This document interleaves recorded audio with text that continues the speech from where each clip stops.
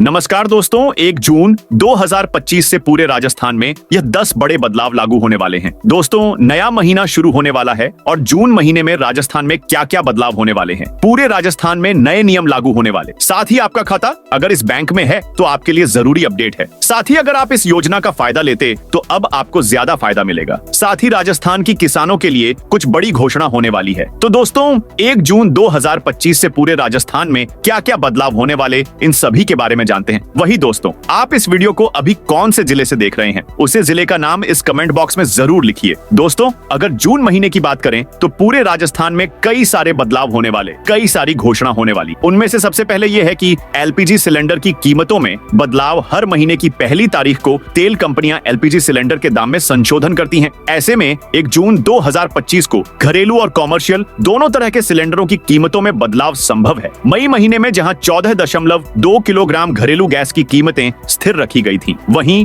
19 kilogram commercial cylinder की कीमत में 17 रुपए की कटौती की गई थी। जून में भी इसी तरह का बदलाव देखने को मिल सकता है, जो घरेलू बजट पर प्रभाव डाल सकता है। ऐसी उम्मीद है कि 1 जून से घरेलू गैस सिलेंडर की कीमत में 10 रुपए से 50 रुपए तक का बदलाव हो सकता है। उपभोक्ता एलपीजी की नई दरें आधिकारिक वेबसाइट या गैस डीलर से पता कर सकते हैं। इसके अलावा दोस्तों, आधार कार्ड अपडेट की मुफ्त सुविधा होगी। बंद यूआईडीएआई ने आधार कार्ड अपडेट की सुविधा 14 जून 2025 तक मुफ्त रखी है। अगर आप इस तारीख से पहले आधार में बदलाव, पता, नाम आदि नहीं कराते हैं तो इसके बाद आपको यह सुविधा 50 रुपए के शुल्क के साथ मिलेगी। यह बदलाव भले ही 1 जून से लागू न हो, लेकिन महीने के मध्य में होने के कारण इसे अभी से ध्यान में रखना जरूरी है। इसके अलावा दोस्तों, बैंक ऑफ बड़ौदा चेक भुगतान नियम। बैंक ऑफ बड़ौदा में चेक से भुगतान करने के नियमों में 1 जून से बदलाव हो सकता है। मीडिया रिपोर्ट्स के अनुसार बैंक 5 लाख रुपए से अधिक के चेक भुगतान के लिए पॉजिटिव पे सिस्टम को अनिवार्य कर सकता है। इस नियम के तहत आपको चेक जारी करने से पहले बैंक को उसकी जानकारी देनी होगी, जिससे धोखाधड़ी रोकने में मदद मिलेगी। इसके अलावा दोस्तों, हवाई यात्रा हो सकती है महंगी। अगर आप हवाई यात्रा की योजना बना रहे हैं तो 1 जून से आपको अपनी जेब थोड़ी और ढीली करनी पड़ सकती है। एयरलाइंस कंपनियां आमतौर पर जून से किराए में बढ़ोतरी करती हैं, क्योंकि यह छुट्टियों का मौसम होता है और यात्रियों की संख्या बढ़ जाती है। इसलिए यदि आपने अभी तक अपनी टिकट बुक नहीं कराई है तो जल्द कर लें। इसके अलावा दोस्तों, जून में 2 बार बंटेगा फ्री राशन कार्ड धारकों के लिए अच्छी खबर सामने आ रही है। बता दें कि जून में कार्ड धारकों को 2 बार राशन वितरित किया जाएगा। पहली डिलीवरी की तारीख तय कर दी गई है। यह सुनिश्चित करने के लिए कि इसमें कोई भ्रम न हो, डीएम ने नोडल अधिकारियों के साथ साथ तहसील के अधिकारियों को भी जिम्मेदारी सौंपी है। जुलाई में देश के कई हिस्सों में बाढ़ की स्थिति को देखते हुए जून में ही जुलाई राशन वितरित करने के निर्देश दिए गए हैं। इसलिए जून के हिस्से का वितरण 30 मई को शुरू हुआ और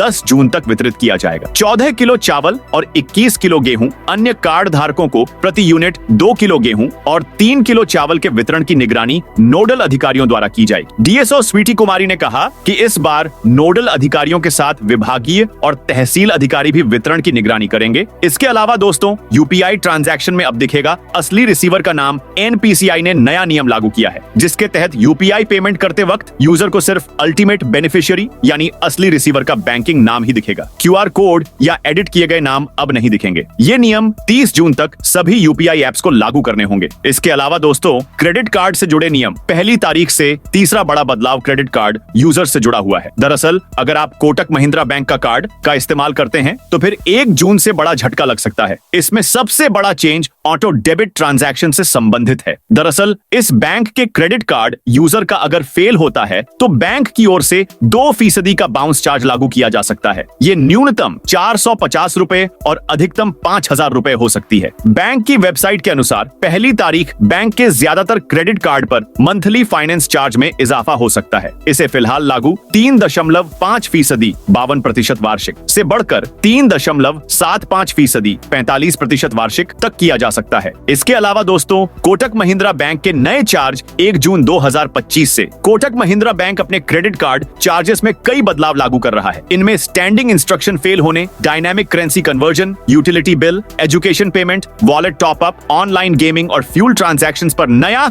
या बदला हुआ शुल्क शामिल है। इसके अलावा minimum amount due calculation process में भी बदलाव होगा। इसके अलावा दोस्तों, क्रेडिट कार्ड रिवॉर्ड्स और चार्ज में बदलाव 1 जून से कोटक महिंद्रा बैंक और अन्य बैंकों के क्रेडिट कार्ड नियमों में बदलाव होंगे। रिवॉर्ड पॉइंट की लिमिट तय की जा सकती है। ऑटो डेबिट फेल होने पर पेनल्टी घटाई जा सकती है और फ्यूल यूटिलिटी पेमेंट पर एक्स्ट्रा चार्ज लग सकते हैं। इसके अलावा दोस्तों, एटीएम ट्रांजैक्शन चार्ज बढ़ सकते हैं। जून से एटीएम से फ्री ट्रांजैक्शन की लिमिट के बाद लगने वाला चार्ज बढ़ बढ़ सकता है। जो लोग बार बार कैश निकालते हैं उन्हें इस बदलाव का असर जेब पर महसूस होगा। इसके अलावा दोस्तों, जून में बैंक रहेंगे। 12 दिन बंद आरबीआई के अनुसार जून 2025 में कुल 12 बैंक छुट्टियां रहेंगी, जिसमें रविवार, दूसरा और चौथा शनिवार भी शामिल है। इसके अलावा बकरीद जैसे त्योहारों पर भी बैंक बंद रहेंगे। कैश या बैंकिंग प्लानिंग पहले से करें। 1 जून रविवार सभी बैंकों की साप्ताहिक छुट्टी रहेगी। 6 जून बैंक बंद रहेंगे। 7 जून बैंक बंद। 8 जून रविवार सभी बैंकों की साप्ताहिक छुट्टी रहेगी। इनके अलावा 11 जून, 14 जून, 15 जून, 22 जून, 27 जून, 28 जून, स्विंगल जून, 30 जून को बैंक बैंड रहेगा। इसके अलावा दोस्तों, क्रेडिट कार्ड से यूटिलिटी बिल पेमेंट हो सकता है। महंगा कुछ बैंकों ने संकेत दिए हैं कि जून से क्रेडिट कार्ड से बिजली, पानी जैसे यूटिलिटी बिल पे करने पर एक्स्ट्रा चार्ज लगाया जा सकता है या कैशबैक शर्तों में बदलाव किया जा सकता है। इसके अलावा दोस्तों,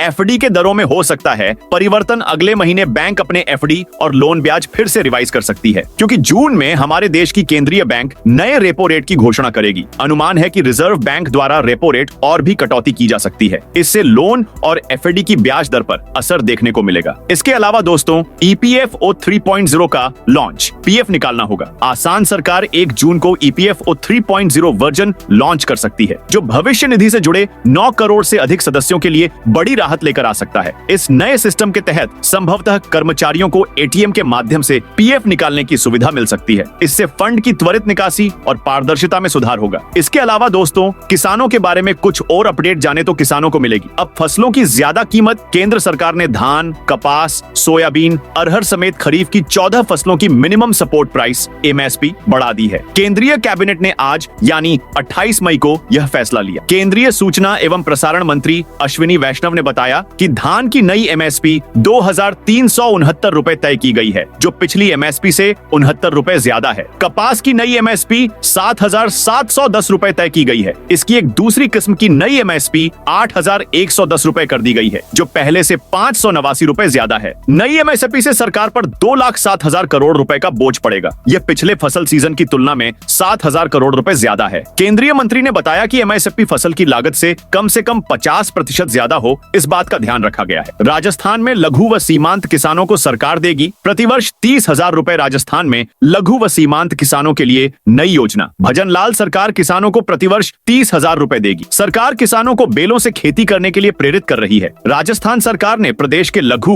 व सीमांत कृषकों को बैलों से खेती करने पर प्रोत्साहन स्वरूप 30,000 रुपए प्रतिवर्ष देने की घोषणा की है। ऐसे में किसान फिर से खेतों में बैलों से भूमि की जुताई करते नजर आएंगे। घटती बैलों की संख्या को देखते हुए सरकार ने यह निर्णय किया है। योजना का लाभ केवल उन्हें ही मिलेगा जिनके पास 2 बैल हों और वह इनका उपयोग खेती कार्य में कर रहे हों। तहसीलदार से प्रमाणित लघु या सीमांत कृषक प्रमाण पत्र प्रस्तुत करना अनिवार्य होगा। प्रक्रिया ऑनलाइन रहेगी। आवेदन के साथ किसानों को बैल जोड़ी के साथ स्वयं की फोटो, पशु बीमा पॉलिसी, बैलों का स्वास्थ्य प्रमाण पत्र, शपथ पत्र तथा लघु या सीमांत किसान प्रमाण पत्र जैसे आवश्यक दस्तावेज अपलोड करने होंगे। वैध आवेदनों की जांच 30 दिनों में पूरी कर ली जाएगी। इसकी स्वीकृति की सूचना किसानों को एसएमएस और पोर्टल के माध्यम से दी जाएगी। तो दोस्तों, ये थी जून महीने के बारे में जानकारी। आप इस वीडियो को अभी राजस्थान की कौन से जिले से देख रहे हैं, उसे जिले का नाम जरूर कमेंट में बताइए।